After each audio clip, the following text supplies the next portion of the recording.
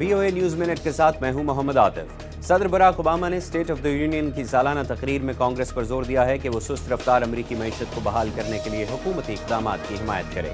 انہوں نے بتایا کہ افغانستان میں امریکی فوجی کارروائیاں تقریباً ختم ہونے کو ہیں۔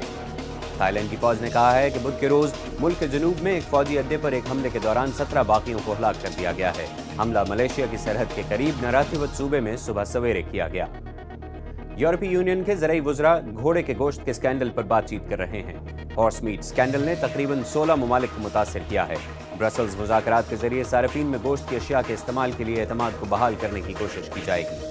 اور برازیل کے شہر ریو میں سامبا کارنیول 1 مہینے تک جاری رہنے کے بعد ختم ہو گیا۔ کارنیول کے آخری روز ہزاروں لوگ رنگا رنگ ملبوسات پہنے ریسیف سڑکوں پر رقص کرتے رہے۔ آپ دیکھ رہے تھے VOA نیوز منٹ۔ مزید خبروں کے لیے آئیے urdu.voa.com پر۔